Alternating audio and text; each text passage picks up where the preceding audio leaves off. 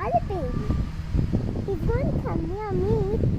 I want him to come near me. Well, we kind of do and we don't because he's a wild animal.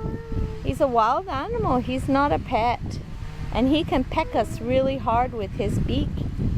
He can Why? take our little fingers and bite them. Yeah, because they eat vegetables and they eat meat.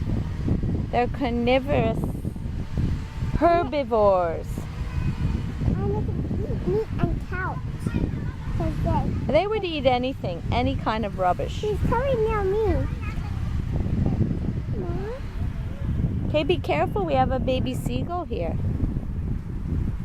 Can you see 2 baby seagulls?